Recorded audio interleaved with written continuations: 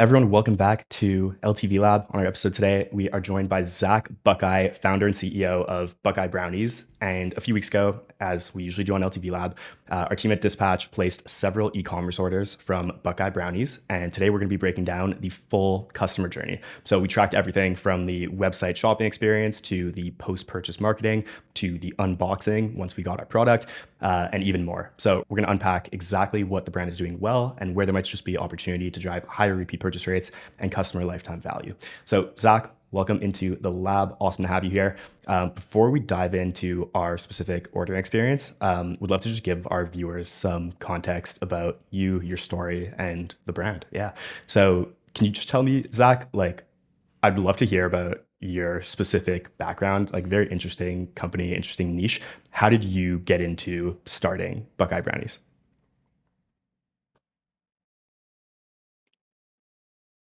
So, Zach Buckeye, owner of Buckeye Brownies. Thanks for having me.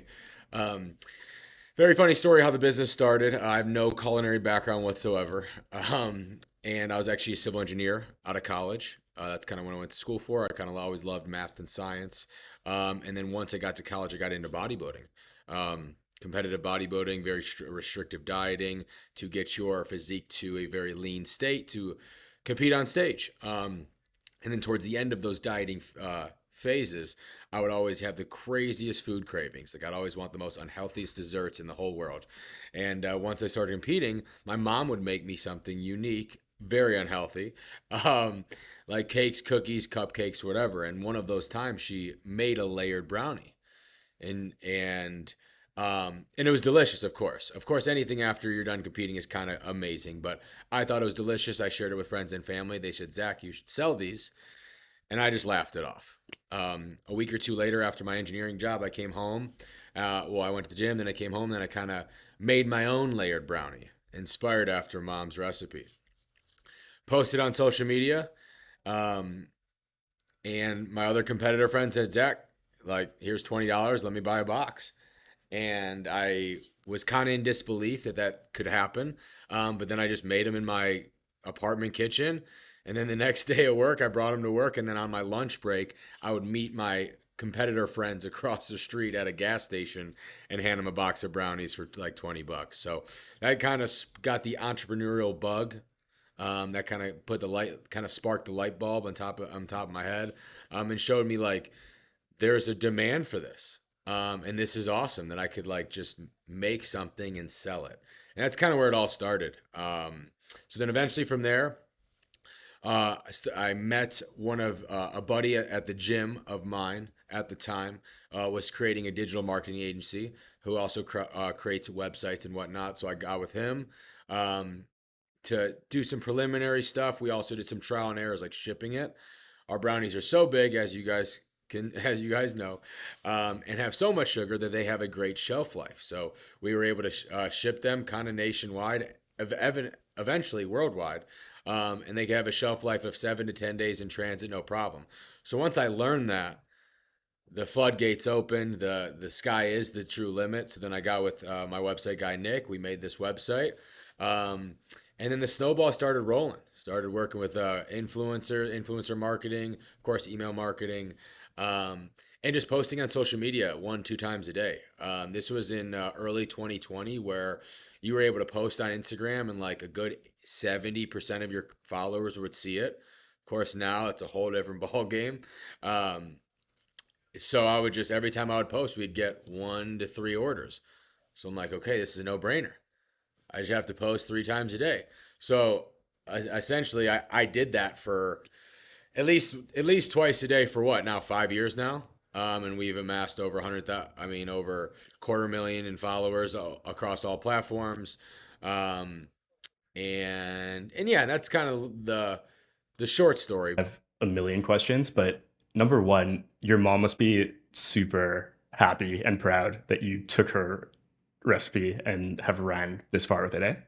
Yes. So rest in peace. My mom passed away 2 months ago from breast cancer. She was our biggest fan. She was my number one salesman. She loved the recipe, and yeah, and she just loved promoting it almost more than I do, which was funny.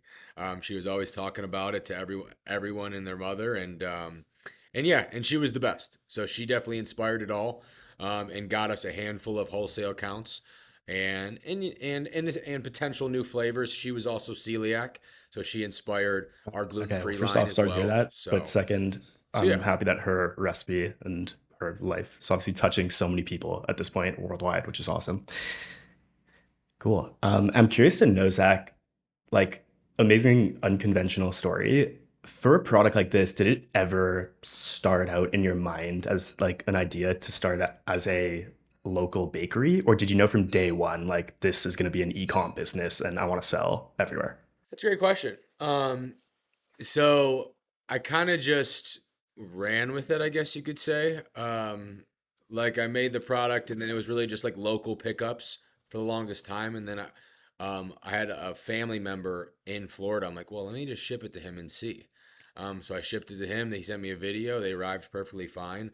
So like seeing that, and then also my buddy at the gym who started the agency was already in the e-commerce space a little bit. He kind of said like, dude, we could just sell these, or you can just sell these direct. So that's how it started, and that's kind of what was always the mentality as we continued growing. I mean, you see Crumble Cookie, Crumbles everywhere. You see they're all brick and mortar. So that's a different business model we could have done, but brick and mortar has to be right location. Has to there's so much more overhead expenses, um, and and yet there's just more risk.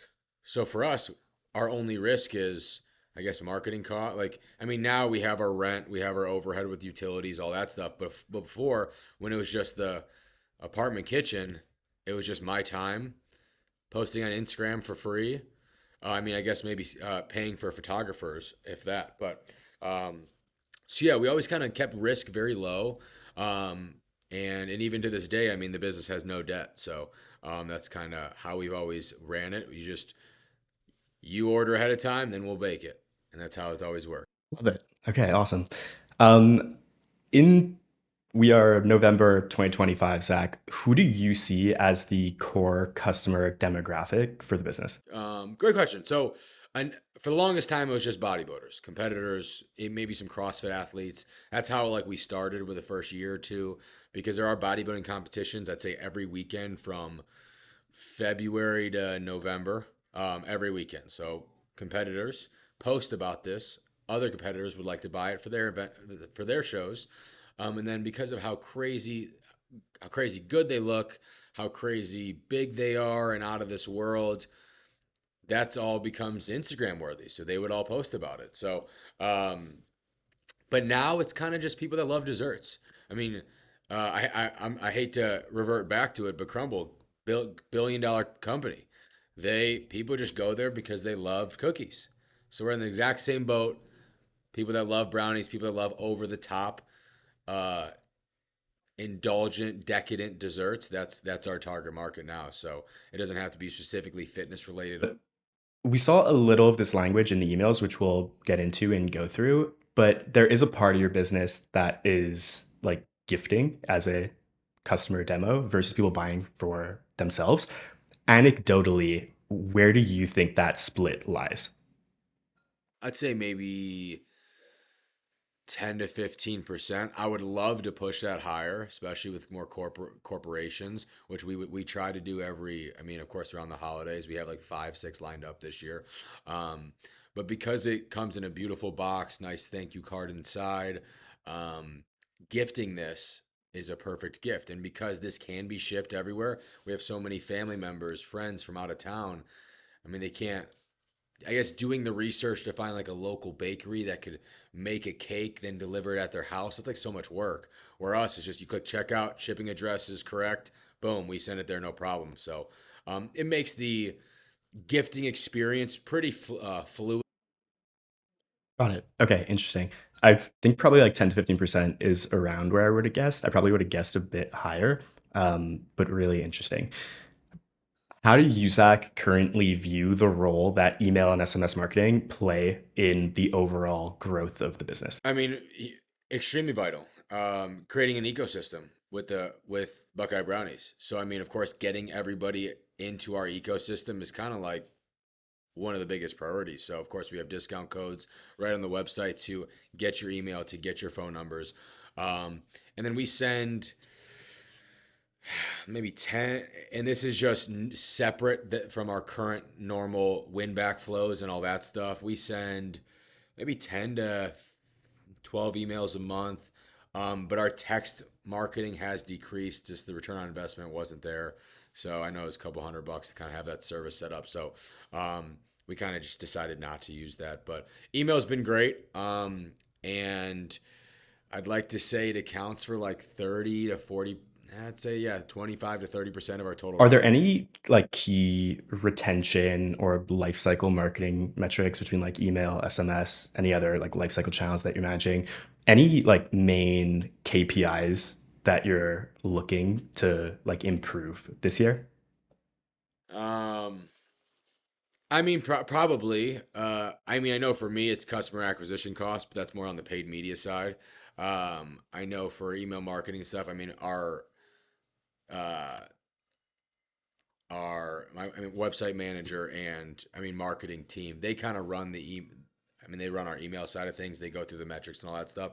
So, I mean, unfortunately, I don't have the answer to that question. Usually, if it's not working, they'll tell me, and then we just like pivot from there. Um, but I usually get, I mean, from in regards to my role when it comes to email and text marketing, when we have done in the past, I'll create all the copy and provide all the images to our graphic designer, who will then put it all together. Got it. Okay, cool. So happy to get into the actual customer journey analysis now. I'll go ahead and share my screen, and Saf is going to start us off by just walking through her experience shopping the website. And before we get into it, Zach, just so you know, basically throughout the customer journey, you'll see like some sticky notes over here. These we're going to be referencing in terms of just our analysis, things that were done well, things that maybe could have used improvements. And essentially all of these like notes that we see here are just a culmination of number one, our experience as actual customers who receive these emails after buying from the brand, and then also in tandem with that, our insights from sending over 1 billion emails, driving over $50 million in revenue, and we basically just do our best to try and pair those two things together to just provide an analysis that is really focused on optimizing the lifecycle marketing that you have going on. When we got to the website, I was immediately greeted with a super cute pop-up. That imagery, immediately, I was like, that looks delicious. Um, and it was a mystery offer, which is always very intriguing. And I'll pause there because there's a note there from, I think, Elliot. Yeah, so this was my note, Zach. And basically, I think you have a good pop-up form running. Like the offer is ultimately what's going to influence the conversion rate, the opt-in rate on your pop-up form the most. And I think like having a mystery offer is awesome. I'm sure that's something you probably tested at one point. One way that this absolutely can be improved, and I don't guarantee much in this world, but we run at least 100 A/B tests on this, and it's one every single time, is having like what's called a micro commitment zero party data collection step here. So it's a lot of words, but essentially what it boils down to, and you've probably seen this yourself when you're like shopping, just because a lot of websites have this in 2025. The micro commitment aspect comes into play where instead of showing someone the offer that you have and then asking for their email on the same step of the form, what it looks like instead is basically just having the first step say, you've got a mystery offer, and then some variation of do you want it, yes or no, or a zero party data question, which we'll get into a second. And then once they click, yes, I want the mystery offer, then on the next step, they would see the input to put in their email address. The reason why this works so well at driving more signups is it just boils down to like a simple psychological principle called the micro commitment principle, where once you get someone to commit to wanting something before you then ask them what for what you want in return, which in this case is their email address, they're much more likely to give it to you because they've already like made that commitment, if that makes sense. Have you seen those types of forms? Oh yes, all the time. And I mean that makes sense. Very similar to what we have here, just like rather than I mean, and I see what you're saying, and it's just a psychological thing. Hey, you have this offer. Would you like to claim it? they say yes, and then Exactly. for So them to that's like get it, Exactly. they So that's have like the to. step one version. The advanced like step two, which a lot of other brands are doing now too, is blending that with like zero party data collection. So what it would look like instead is saying like you've got a mystery offer, to claim it, let us know. And then it would basically have like four options or data points that they would select. And the goal is for those to be data points that you can then use to personalize your messaging to them in your welcome series, in other flows, campaigns. And like for Buckeyes, just like I put together two examples here. One example could be like, what's your flavor preference? So imagine someone signs up, and I know like you do have a rotation of flavors that come and go.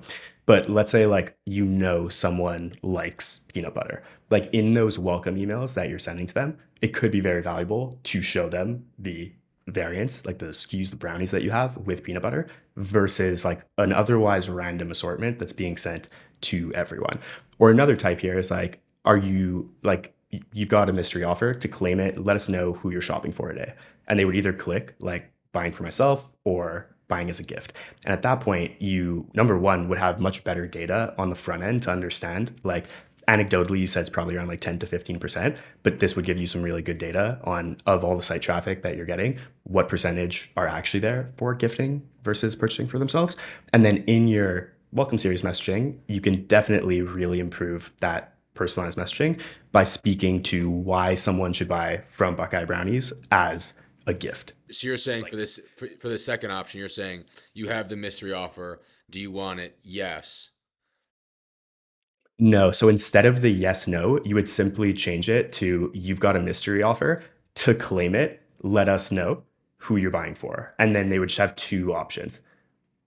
Yeah. And essentially, like once they click that, it's the same type of principle where like then they get to the next step that asks them for their email.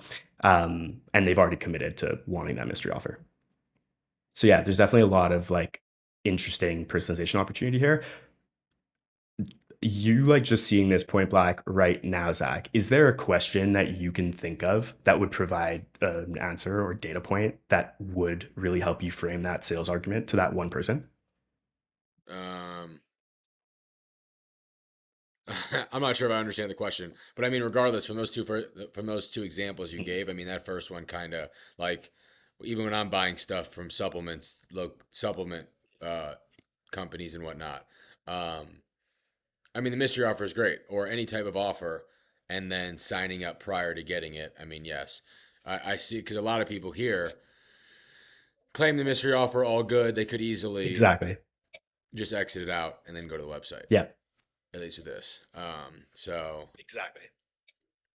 I mean, no, two Yeah. two great options. I kind of like the first one, but a little better. But regardless, I could see it pivoting what we currently have to just changing it psychologically with adding a step or two would probably increase that conversion rate. And it would be good to see. I mean, how many people opt into this? Yeah, 100%. And the only reason we bring it up is because of all the A/B tests that we run on pop-up forums. Like that is the one that consistently drives a really, really strong incremental improvement, like up to 50% in some cases. And just to tie it in, because I know you said like you're not sure what the current opt-in rate is here, Zach. When you talk about customer acquisition cost as like your number one metric that you're focused on reducing, pop-up forums kind of go overlooked in that exercise of how we're going to improve our customer acquisition cost. But obviously, like email and SMS as channels are so much cheaper each time you want to get someone to the website and send one email, send one text message. So, like, a really powerful equation to look at is, let's say your form is converting at 3%. And this is like really powerful for anyone who's watching this episode. If your form is converting at 3%, what happens when you can convert like 10% potentially of all of your site traffic and then have 150% more people going through your flows, receiving your campaigns instead of the alternative, which is like those additional people, if you're only converting at 3%, like only being reachable via organic social, where you have to trust the algorithm, like via more paid retargeting ads, which are obviously like very expensive on the click side. So email and SMS like the word that usually goes with it is like their retention marketing channels, but it's so powerful to think of them in the acquisition lens too. I mean, I love it, and I mean, I agree. Yeah. Um, yeah, I mean, definitely creates a huge foundation for the business, and and I keep saying the ecosystem, which is huge to continue to keep people in house and be able to scale up over time. Absolutely. Um, the reason why I bring up customer acquisition costs, at least I did, and will at least kind of moving forward, is that because any of our marketing dollars is all through paid media, and we do spend a good penny through paid media. So, um, but no, love it. Okay, Let's keep. so from there, it asked me for my SMS, and I'll pause again because Elliot made a comment. Okay, one more thing here, Zach. And I don't know if you turned this off completely over the last couple of weeks when you said like we're not doing SMS anymore, but this is a big issue that a lot of brands have, which is just like SMS compliance. And I don't know if you've like seen in the ecosystem, the e-commerce side of things, brands facing lawsuits, and they're like frivolous lawsuits by these ambulance chasing lawyers who just like go after people breaking really minor rules. But SMS compliance is so heavily regulated. Like there's just a lot of things to do right. And like in this example right here, just not having the like legal language to support someone who's opting in is like a immediate red flag and like a just signal to any of those ambulance chasing lawyers who might see that and like want to file a suit. So SMS marketing can be super powerful, and it can also be like there are specific places where it can be really high ROI, like in certain flows, certain types of campaigns. So I'm all for you guys like continuing to run SMS marketing, but it definitely has to be done in a like compliant way. I've We've dealt with some of these lawyers before coming It's after just us yeah, about X, Y, and Z. Maybe not just text compliance, but about like ADA compliant for the website and some stuff it's like just yeah. same stuff like that. And it's just like it's ridiculous in my eyes. But I do understand how. I mean, it's the law, and I get it. So, I mean, for this one, this text SMS. Yeah, exactly. Like it has to be above the button. So it would either be like right here or below the opt-in.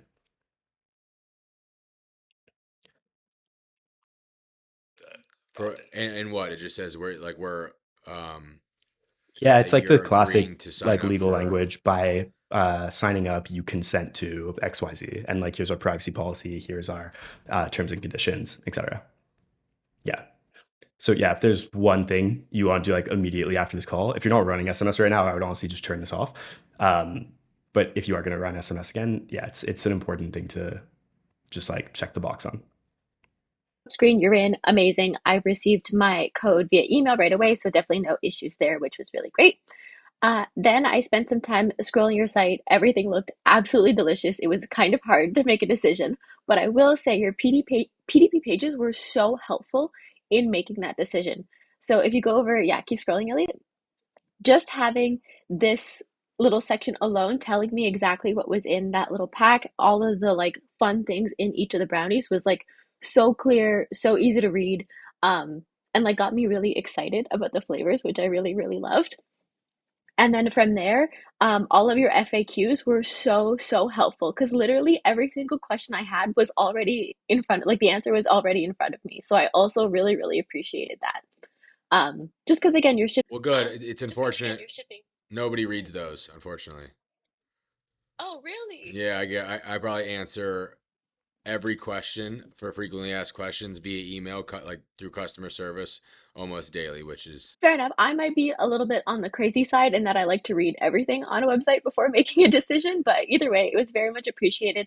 And I'm sure the team will touch on this, but that would be a super good opportunity for like a post-purchase flow. So you're again putting these answers in front of people, like kind of forcing them to take a look. But anyways, we could get to recommendations after.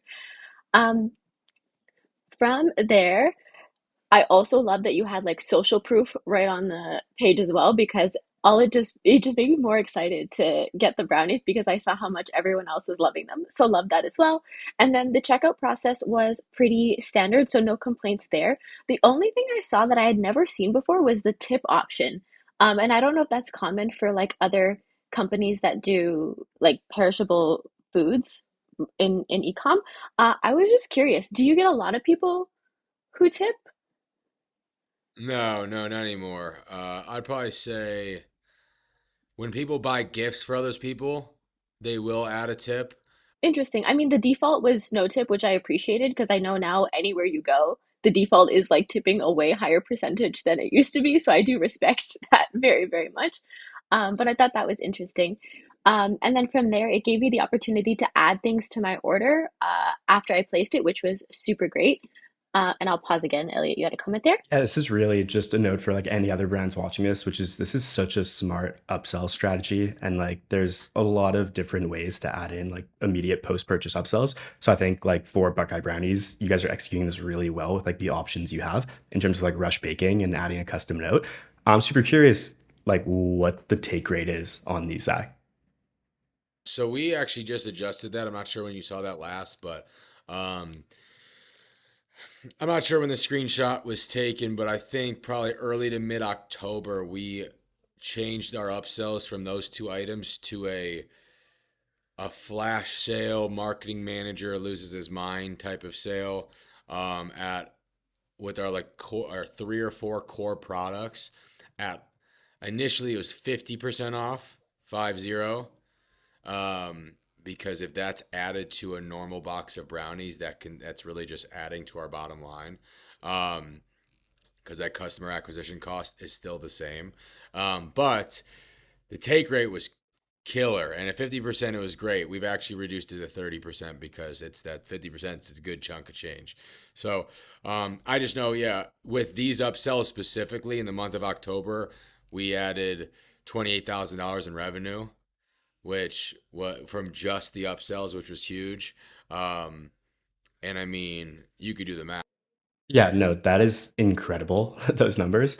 Um, and even just going back to like the customer acquisition cost side of things, like the major note I would make for other brands watching this is like if you can improve your day zero LTV, call it, with an upsell like this, you can absolutely afford a higher customer acquisition cost when knowing like it's baked in on that first order. So you got to know your numbers obviously and put a good offer together. But I think you guys are crushing it in this area. Yeah, and we've kind of learned that like, hey, we'll lose money now for that long-term value of the customer. So like, I mean, I'd say our brownies are for everyone. I feel like I hope every single person absolutely loved the product, but that's not reality, and I understand that. So with these upsells, okay, you could grab a box of brownies, which is great, $40, a little expensive. Trust me, I understand it. But then you add something with it at 50% off. Might be one of our smaller items, might be a box of cookies or something. Let's say the brownies are okay, let's say, but then you fall in love with our auxiliary products. Boom, okay, now anytime we drop a new auxiliary product now and you see that via email, oh, now you might want to try that. So like, yeah, LTV is like what we've really been pushing over the past 3 to 6 months versus just trying to make those one-off sales. Um, and yeah, but the upsell thing's been crushing it. And I just really love that framing of like, even if we break even on it or lose money, if we can just get this person to try something else that might get them to come back versus only trying that initial thing they were buying, that's huge. It's really smart. And then the last part of my kind of initial purchasing journey, because it happened pretty immediately, was that I noticed that my shipment was canceled pretty much as soon as after I ordered it. But I sent an email to your customer service team. I think I spoke to you directly, and you were immediately like, the response was quick. You were so helpful. It was like, don't worry, we got you. It wasn't canceled. We just um, needed an extra day to fulfill the order. And I just really appreciated the quick and like really kind customer service. Well, good. That is something that I stand behind substantially. I respond to personally, I still respond to every customer myself. I mean, having a customer service team or a girl specifically to do that role is something we're looking into. And of course, I mean, responses could be just like very, I mean, I can create. I already have templates created for most questions, but yeah, I'm glad I could help. That is something. Responding quickly to an email is something that I do take pride in, and I know when I reach out to other brands, other companies that I purchase from, and I don't get a response back within like 4 or 5 days. Sure, and I can say, Zach, just having worked with a lot of brands and having worked as director of e-commerce myself previously to starting Dispatch, um, you're at a revenue level where almost every brand I've ever met at that revenue level does not have the founder, CEO replying to customer service inquiries. But what I think is a huge advantage to it, as I'm sure you know, is like your eye is constantly on the ball in terms of what customers know, what customers don't know, and like what is going on the operational side of things as it pertains to like how customers are reacting to that, which just allows you to make updates and improvements to the business that you probably otherwise wouldn't be able to make with a lack of visibility with someone else just like reporting what they think is important up to you. 100%, 100%. Couldn't agree more. Kind of being actively involved in that day to day, um, is something, like I said, I take pride in, and people hearing back from the owner, they also appreciate that a little more. But also, yeah, seeing if a customer's first experience might not be the best, um, and they're nice about it, I can reason with them, and then we could send them a free box, or we can give them a half off on a future order. Like I will be very reasonable as long as that customer is reasonable as well. So we placed our order and now we can get into our post-purchase experience. So before we actually placed the order, there were a few emails that were received. So I believe this was the first welcome email. And yeah, I'll let Lauren take away the first comment he had here on design. A very simple one from a visibility standpoint. It felt like the images at the bottom and the CTAs were really small, and I figured if they're a little bit bigger, it'll obviously help with conversion. Next email we got, this was an abandoned cart email. I'll let you speak to this, Lauren. Again, I feel like I'm always touching on legibility, but I'm a very big fan of like the white writing on any type of background. But when we're doing thin body copy like we have here, it's difficult to read on a blush pink background. So it would probably be better for contrast purposes to have a different color or some bolder writing just to make it easier to read. Yeah, and then something else here, Zach. This is something that like a lot of brands honestly just like don't think of necessarily. But from our perspective, like as a potential customer going through the customer journey and then abandoning a cart and getting an abandoned cart email, like we still have this welcome 10 discount that we could use. And if the like forgetting something messaging and the like incredible imagery that you have here is gonna like pull us back just to get us over the hump. It's like we already have access to this code, but it's easy to forget that just from like a regular customer perspective who's just going through the site quickly. So like reminding us of that here would be pretty impactful to just like make sure we have an offer to pair with these other elements. And you got this Should have forget been the something first. email. Did you receive that? That was the second email you guys got? No, I think it was the second, only because I signed up for the welcome series and then scrolled the website and then placed the order the next day. Okay. Yeah. And then you had a comment here, Okay. Kana. So technically the second, but I Yeah, get I'm what you're not saying. sure if this is something that you guys A/B tested, but usually we have like a dynamic image of the product in the cart. But I noticed here we don't have the product, so I just wanted to find out if this is something that you guys have A/B tested. We have not. I mean, we might have. Off the top of the head, no, we have not. Yeah, I But mean, that'd be something to look into. well, Absolutely, having the actual product in the it cart. don't- Yeah, I mean, it makes sense. Yeah, exactly. And just like to back up Kana's point here, I think like let's say I were to get this email and I added like a s'mores brownie to my cart, and then I just got this email and like I don't like sprinkles right away. Like it's probably a lot higher impact for me to see the thing that you already know I had interest in versus like a random product for all intents and purposes. Correct, because I don't. I mean, I Yeah. don't. I only know so much of things. So if I add the Fantastic Four and s'mores brownie, and you add the Fantastic Four in a new Thanksgiving pack that just dropped today, and then we both abandoned our cart, there you're saying a photo of each of our carts differently. My specific cart and your specific cart have an image generated in this email flow specifically. So what it would have to be, like it would have to pull the product image or one of the product images from Shopify. based on what someone added, it wouldn't be able to dynamically pull in like an image like this, if that's what you're asking. No. Because my cart is different than your cart, right? Yes. So would this email show two different images? I'm asking. Exactly. It would show me the products that I added to my cart, and it would show you the products that you added to your cart. That was the question. Yeah. Then yes. Cool. I mean, I could see that being very beneficial. Sweet. Cool. On to the next email. So the next email we received, which was still on the 9th, was a campaign. And then we went on to complete our order the next day on the 10th. So the first email that we received post-purchase was a standard Shopify transactional order confirmation email. And then on the 10th, shortly after that, we received a email that was promoting the loyalty program. So this email subject line says, "You've earned 33 points. Nice work. You placed an order and earned 33 points." And then over here, it's letting us know that we now have 83 points. And from a customer perspective, Zach, I think that like having a loyalty program is really strong. And I'm actually curious to know like how you view it and how impactful it is on the retention side of things. But as a customer who like had not heard of the loyalty program before this, I think there's just so much opportunity to present it as like, thank you for your first purchase, like welcome to the loyalty program, which like could have a nice branded name for it. And then like really just highlight exactly how the program works and like what could be redeemed. So I know like you do have a few things over here, but I think like when you compare this email to like your more branded ones, there's just a lot of opportunity to like have it be better branded and like have better intro.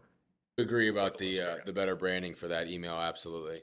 But no, the loyalty program in general is great. Of course, like we have like free shipping. I think at maybe 250 points, and then I know a whole free box of brownies at 500 points.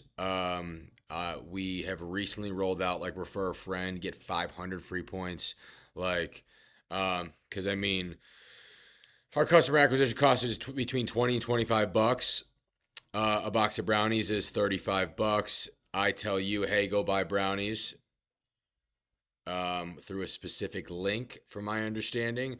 So then I get the 500 points. You actually place that order. So the customer acquisition cost for that communication is the free box of brownies potentially, which that cost of goods sold is whatever what costs us. So so loyalty program's been great. Of course you get points on your birthday and all that other stuff. So something that we're trying to optimize a little more. And like I said, we just started the new refer a friend, get 500 points. I'm not sure how successful or how like what that opt-in rate is or usage rate is quite yet. But that is something we have just implemented. So. Yeah, that sounds great. And I think the key thing there is just like as you're evolving that program to like make sure that that's included in like the messaging that customers are getting. Yeah, and this is like the big thing that I'll call out for a lot of brands watching this because it's just like very par for the course, I'd say. You, Zach, as a founder, owner of the brand, know everything about like what's going on with the brand operationally, know everything about like why your products are amazing, all the different ways you can incentivize people to buy.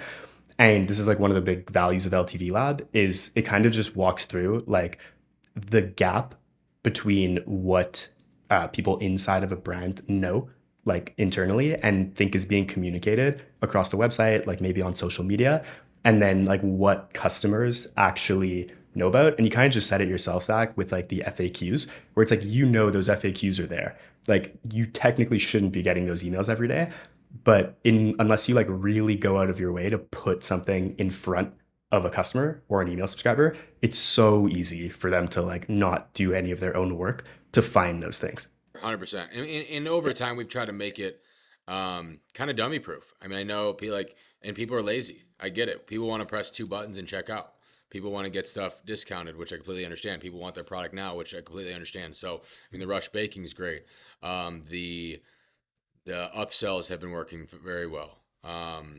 And for the most part, that like I mean, like I said, I have the templates built out, so these emails that I respond back to, these customer service emails, are almost the same because they say, "Hey, where's my order? Why is it taking Right. so long?" Blah blah. So, but yeah, no, it's going very well. I know, but of course, there's definitely a handful of things that we can Yeah, fine I tune. did see your message about actually having its own email. Definitely agree. But also on top of that, I think we should also have in like another email creating a sense of like urgency for the product as well, because I think this is such a good like post-purchase offer and it is kind of hidden in the email. So actually having a specific email on it and then also a follow-up on that specific gift would be really important. Oh, yeah. So this is actually like my next point here, Zach. There were two things here. So number one, I realized that like you guys have an order confirmation email that's being sent from Klaviyo as well as Shopify. So like I'm basically getting the same info over here and over here. Is there a specific reason for that? No, I do not know. Okay. That's what I assumed, but the actual like bigger thing about this email is you were just talking about that like 10% off and that referral code over here. I think this is so great, but like very transparently as a customer who bought, I opened this email like when I actually received it on September 10th after receiving the Shopify one. And like I just opened it on my phone and saw this and I was like, "Oh, okay. Like confirmation, cool." And I didn't scroll down to see this. So it's such a good offer that you have here. But like similar to what Kayla was just saying, I absolutely think it would be beneficial to have one dedicated email just telling people about the referral offer. Yeah. Um. No, I mean I agree, and I'm probably with you. I think a good 90% of people would see that confirmation email and then just exit it. Be like, all right, orders placed, great. That's it, and they wouldn't scroll and actually try to see what else that email has to offer. So yeah, so remove that bottom part, or I mean, or you can keep it or whatever, and then have a second email attached to that order, specifically pushing referring a friend. Yeah, honestly, if you are going to keep the Shopify transactional here, which I don't think is a bad idea, like you probably don't need to include this messaging at all, like from Klaviyo. And the entire email could just say like, "Thank you for your order. Like, as a thank you, here's a gift code to share." No, I get you. Yeah.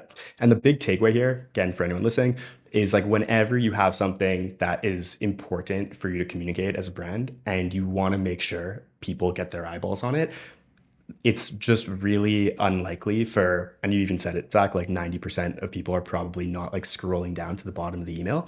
So it's just really important to make sure you have like a dedicated email from subject line to like hero section to CTA that's just focused on commuting that thing that you feel is like important for them to see. Love it. No, I Yeah. completely agree. Cool. Next up, we got a just shop app tracking email. Then we got our orders on the way email. So it shipped the next day, which I actually like really appreciated, really quick shipping. And then over here on the 12th, we got a last chance for s'mores magic. On the design side, your imagery across the board is mouth-watering. Like I think on the email side of things, it's just absolutely the strongest thing that you guys have going for you. Like I was excited to open these emails just to look at it and like have my mouth water here. The only thing I would say here, and this goes back, Zach, to the fact that most people aren't scrolling to the bottom of each email. A lot of the emails that we received, the campaigns, the call to action button was like all the way at the bottom of the email. So like the same thing I said before applies, which is like if people are just scrolling through their inbox, which is like pretty standard behavior, like give them the main information that they need at the top hero section of the email with a button to click on to go wherever you want them to go. Yeah. There's a reason why it's done this way, and I know my marketing team could give you an answer on why. Um, because before it used to kind of just be like we're under the email would end underneath s'mores fudge brownie cups. It'd be like that short, and it'd be Mhm. like so. There's a reason why we've changed it. I'm not quite sure, and I guess I'm not quite sure if it's working well better or not. I would have to look into that. But I understand, or at least have the last chance thing, have the call to action, shop now, and then maybe for those that are very interested, that are actually curious Exactly. about something, then you retell the story on the second half of that email. Exactly. And this is something that we A/B test all the time. So I'm not even here saying like you're doing something the wrong way. If you guys have A/B tested this and seen higher click rates, higher revenue driven from these emails, that's awesome. Like we're not a one size fits all SOP type of agency. Everything that we're saying is purely based off of like the billion emails we sent and the A/B test. And like actually, we put a redesign together for one of the emails we received, Zach. So like Lauren guided this process, and from start to finish, like all we're focused on as an agency is driving the maximum amount of revenue for all of our partners. So like anything that you see that's different here as an optimization is simply a culmination from like all of our insights from A/B tests on how we can drive like the highest click rate possible. I mean, looks really looks good. You can speak to it, Lauren, if you had any specifics. As you can see, we selected a back to school email to redesign. And really, like when we looked at the original one, we saw like the primary colors, and that kind of made sense with the back to school elements. But we wanted to try to take it in a different direction and really just play up that school aspect differently. So we still have the trays. We added the paper clips to really keep that element throughout. But as you scroll down, we actually included a report card to highlight the different flavors and show really like everybody's like loving it. Everybody approves. It's just overall 10 out of 10, A plus. Yeah, that's sweet. I love that. Yeah, you guys crushed that one. Sweet. Thank you. All credit to Lauren. Yeah, that's legit. Yeah. Cool. Next email, so there was another like last call for s'mores fudge cups, and then we got a build your box email. I don't know if this was a campaign. I believe it was. It says the wait is over.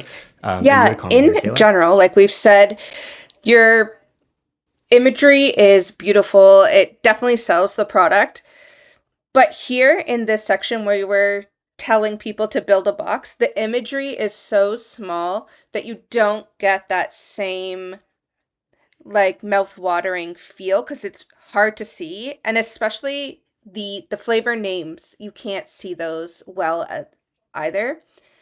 And then the kind of the same comment we mentioned around CTAs, like having a CTA to like take people directly to these pre-built boxes would definitely have a higher impact on conversion to bring people right to those PDPs. So if they're interested in that pack, they can just buy it right away instead of having to like search for it.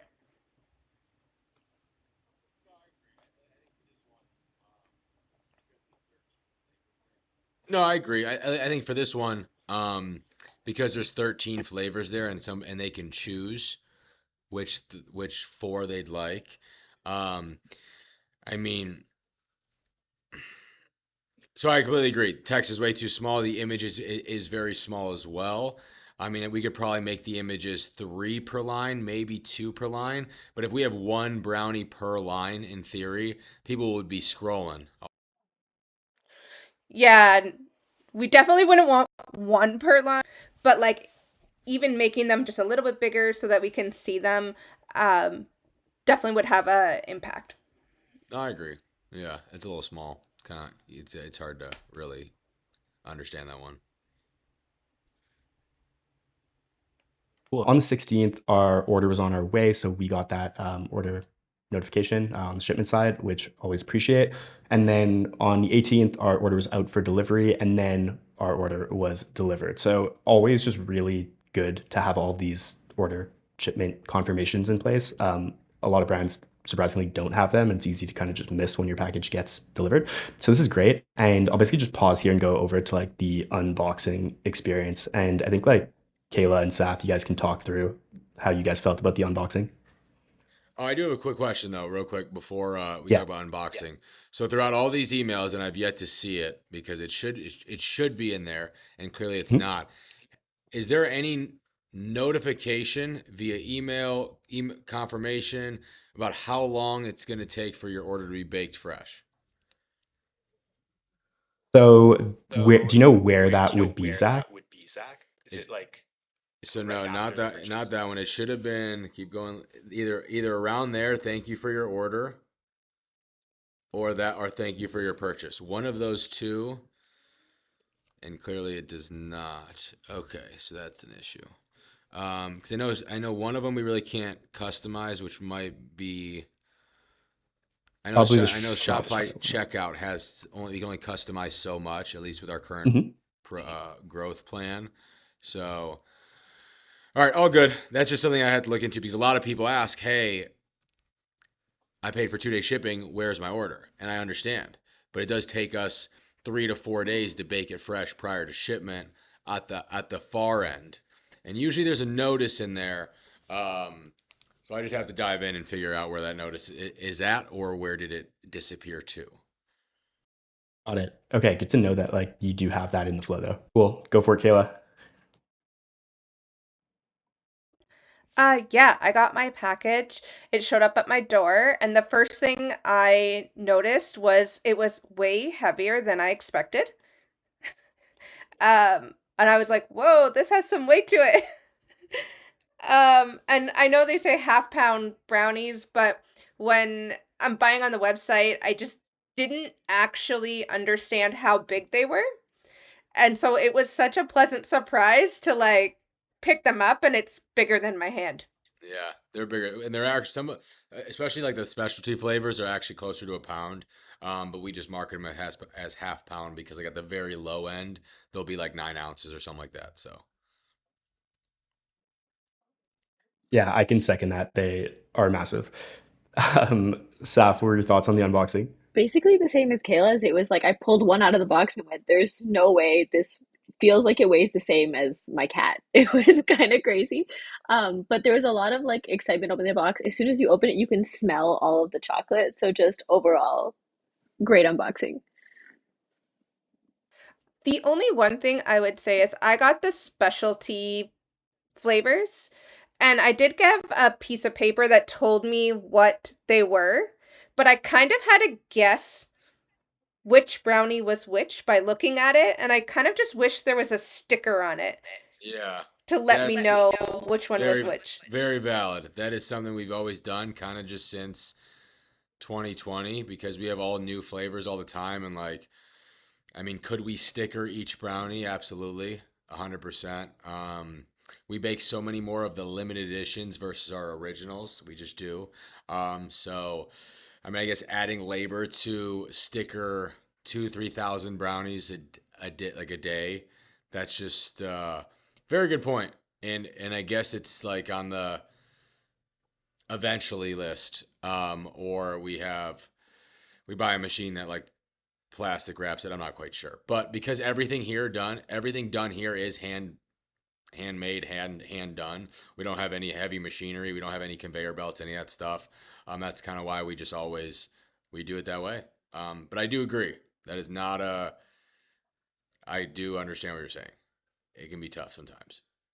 Fun to play brownie roulette of let's bite into it and figure out which one is which. But if I was looking for a specific one when it first came, it would have been nice just to have that sticker. I do really appreciate, and I did appreciate that like the heating instructions and storing instructions were right there, like printed on the box, just because like it is impossible to miss. So like if it was just on like another printed paper, I might just like put that to the side. But you guys have done a really good job at making this like unmissable, and obviously is very important information for making sure people like get the most out of the product, which I appreciate. Awesome, absolutely. Yeah, those are our new boxes. We got those in like March of this year. Okay, sweet. In terms of the next emails we received after we received like our orders, over here we had the like back to school. We had the Biscoff lovers again, just like throughout. I was hooked on your product photography. Like it's so good. And I will just say like such a huge thing that we talk about in LTV Lab is like expectations when you're shopping on the website and placing that order versus like what you're actually getting. And like I think everyone could see based on the unboxing pictures we just took, hopefully did it justice. Like you guys are not fooling anyone with those like ecom photos. Like they really did look as good in person as they did on the website, which I appreciated because I think it's always just a concern of like these look so good. Like, are they going to have the same impact in person? And they definitely did. Sure, 100%. Yeah. This is like the higher art, like overarching high level big call out that like I wanted to make here, Zach, based on my experience um, as a customer. So I didn't know when we placed our first order that you guys were like so big on like new limited edition flavors and brownies.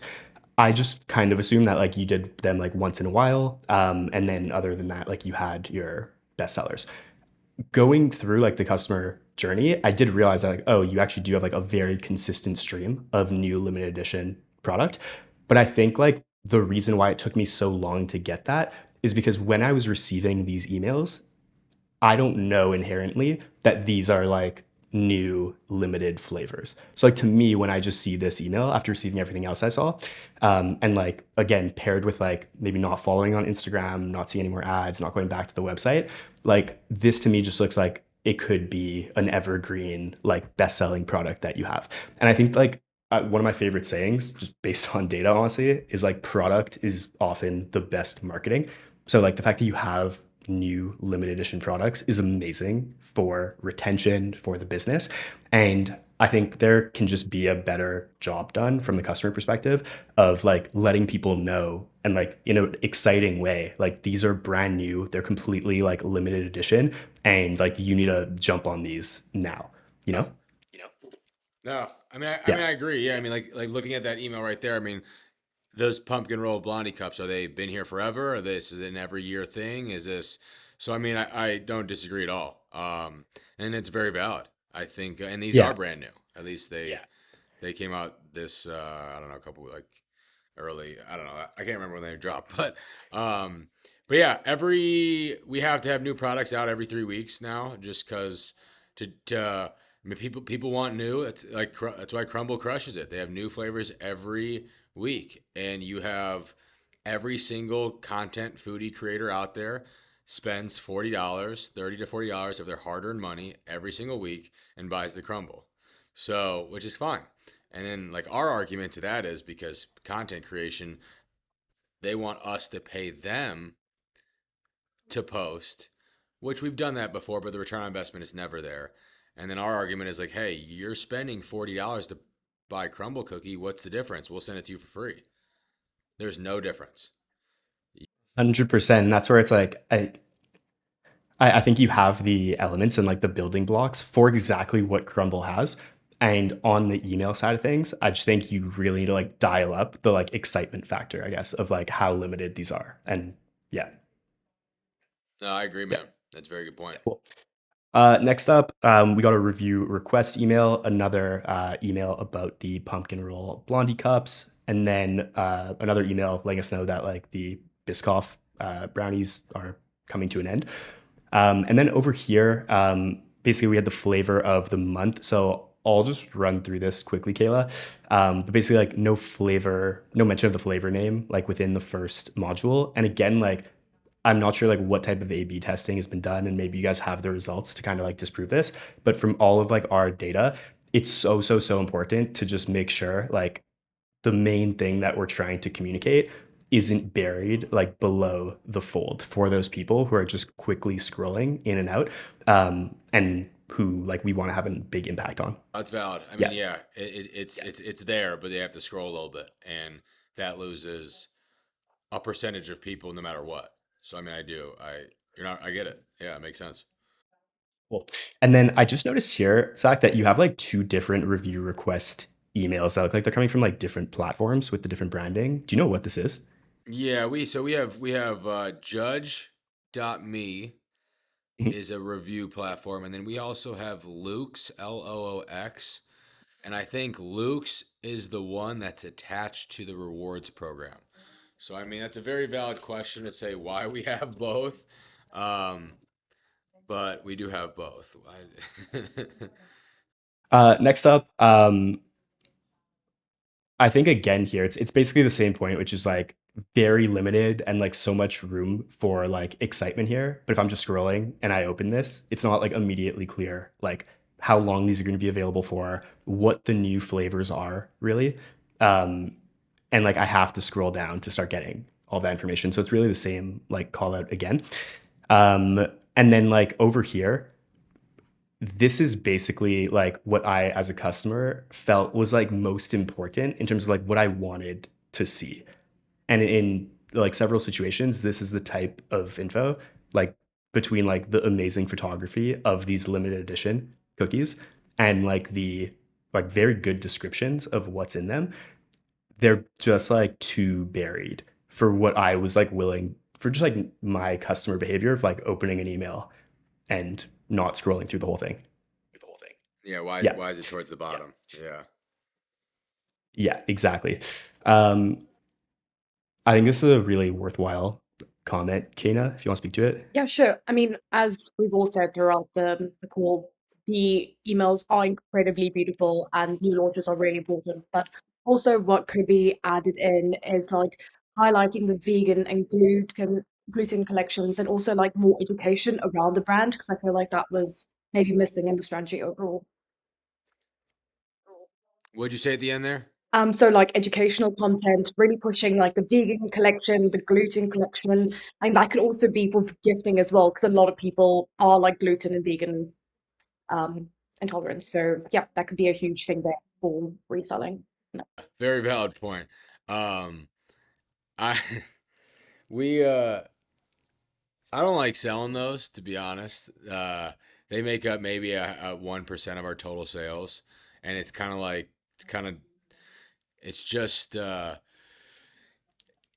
it's just kind of tough. I mean, we do it and we have to like clean a whole separate portion of the kitchen. It's just a little tougher for our team to do it. So like that's why I don't really market it, I don't really push it. It's kind of just like there in the background for like those niche customers. Um, so valid point. I think educational content 100%, how we started, why we do what we do. Um, I guess telling people the baking timeline, like I don't know, making emails around those. But gluten-free vegan, I'm gonna keep in the background for right now. That's exactly why we like having guests on from the brand to like provide that context, Zach. So I appreciate it. Cool. So we reached the end of our customer journey over that 30-day period after placing our first order. Basically, like in terms of our prescription on how we can drive higher retention, LTV, from email and SMS, like what we loved from the customer journey was like the brownies. And again, for anyone watching this, if you are debating whether or not to buy them, go buy them. You will not be disappointed. I can promise you that.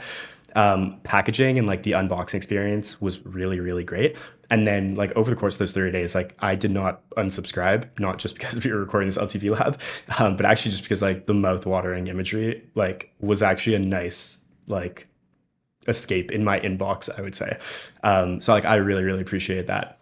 In terms of opportunities like that we've spotted, again, like this is from sending over a billion emails, running hundreds of A/B tests, and we do work with a lot of consumable CPG brands.